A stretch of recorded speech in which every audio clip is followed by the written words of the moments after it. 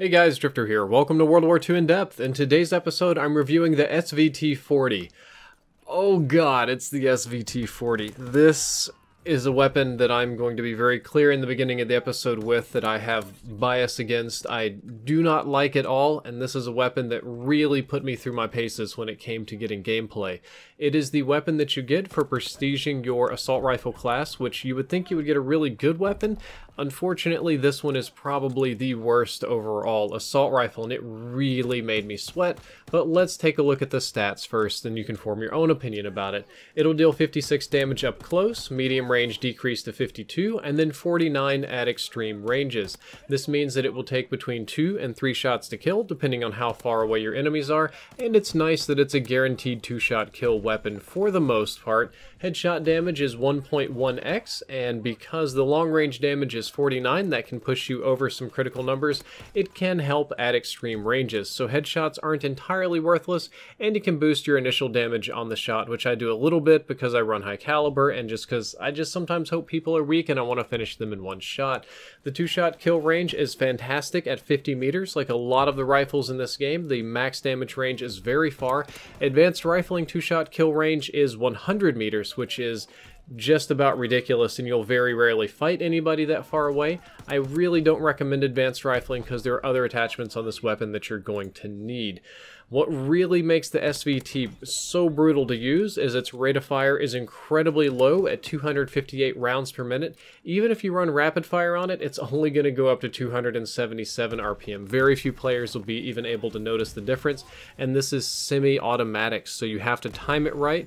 The number is low enough to where almost everybody can pull the trigger finger faster than that, and you run into the oversampling problem. It's much better to shoot slower and precise than it is to spam with the SVT. The SVT has a theoretically decent time to kill. Since it's a 2-shot gun, that kind of skews the numbers a little bit. If you hit your first 2 shots, it can kill relatively quickly, relatively competitively with the other guns. It falls in right about average at all ranges, but it definitely won't feel that way because of how slow it shoots, because of the recoil, because of how it handles. If you miss one single shot, there's a lot of if and but however things going on with it. I promise you your experience with it will be that it will feel much slower, and it truly doesn't outperform any rifle in terms of time to kill. It's pretty average for the most part. It doesn't theoretically do this good or theoretically do that good. Even at the maximum best of its theory, it is average. I personally don't like the iron sights on them. They're very small, and the barrel is quite large as well. Because of the way the gun kicks, the barrel is going to kick up in front of your iron sights after 1, maybe 2 shots, and your target will be almost completely obstructed. It's not an issue at close range, but at long range, which is what you're really going to want to be doing with the weapon, you shoot once or twice, and the gigantic gun barrel's in your face, and you can't even see what you're aiming at. And that's why I think optics are an absolute must-have on the SVT. Hip firing the SVT-40, I think I'd rather wait for my enemies to die of old age. As a matter of fact, I was trying to get some hip fire kills to the point to where I was running steady aim on the SVT and trying to sneak up on people and pop them, and it just wasn't even worth my time to do. Because of the low rate of fire and because it's a semi-automatic weapon, you'd be much better off aiming down sights, hitting them with a bayonet, swapping to your pistol. Hipfire should be for the most desperate of all situations. And as I was talking before about the recoil, the per shot recoil is kind of high for this type of weapon. The overall recoil isn't high because you have a lot of time between your shots and your shots will recenter, but per shot the weapon will kick up significantly, and most notably if you're not running some sort of optics, the barrel will kick up and block the target of whatever you're looking at in long range, so it can be very frustrating to use. And speaking of using it, if you're going to use this weapon, you need to be able to camp a lot or not miss it all in order to do well with the SVT-40. If you've got some really godly aim, if you've got some godly predictions and you know where people are going to be going, if you're playing against bad players, if you are really good at camping, you can make this work. In most normal situations, people are going to absolutely hose you with almost every other gun in the game. I will say one good thing about this weapon is that it felt oddly good about finishing off weak enemies, more so than the M1 Garand. Even though the M1 does more damage and shoots faster, that should be a better gun. Maybe it was the game modes I were playing with more grenades, maybe it was just my circumstances, but I got a feel of it finishes off weak people very, very easily. That is probably subjective, but I wanted to say it on in-depth just because that was my experience with the weapon. The SVT has no idle sway, so it's got that going for it, but that doesn't really help a whole lot. Magazine size is incredibly small at 10. If you put extended mags on, that goes up to 15. It's quite small, but it's not too bad considering that you're usually going to need only 2 shots to kill people, and it's very comfortable with extended mags. Reload time is 1.7 seconds, which is a smidge slow again. It's similar to the M1 Garand and the M1A1.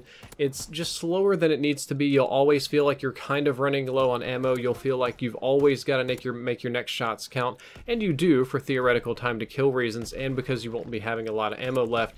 It puts a lot of pressure on you. When I do that, I tend to hesitate a lot and overthink my shots, which isn't a good thing. I think that extended mags are super important on this weapon unless you just want to get one pick at a time. If you're totally comfortable sitting back and picking off one person and then reloading, or just playing super safe, then maybe you can do it. But if I ever run into more than one person or a hairy situation, I feel that extended mags are a godsend. I also feel that infantry is an absolute must, not only for the bayonet, but for the faster strafing.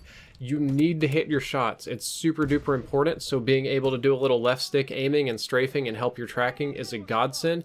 And when people get up close to you, you're probably just going to die unless you have a bayonet and you get lucky and stick them. So that is incredibly important as well. Kind of like the M1A1, the hidden perk here is that most people won't know what gun you're using. They certainly won't know if you're threatening or not. They'll mix it up with the carbine and the M1 Garand.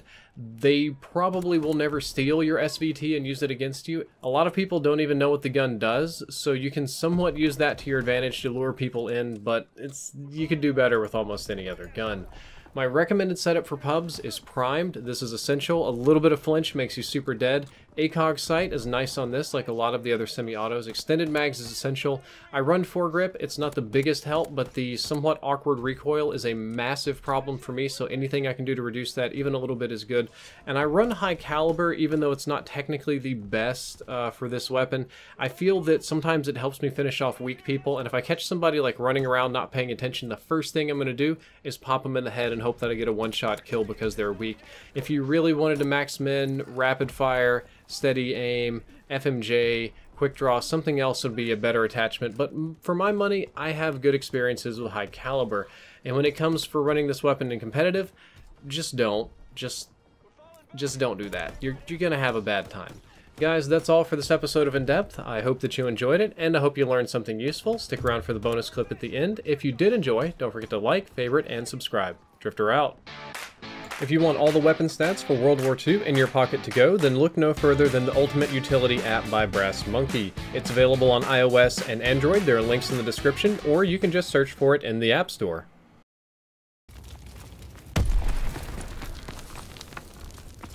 New hardpoint. Flush out the enemy.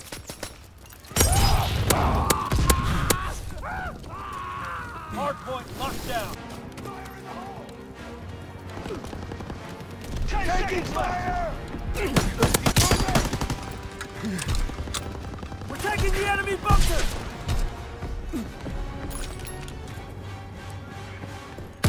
Taking the bunker! We're out of time! Get those bunkers secured! Securing the bunker! Last minute! Take those bunkers!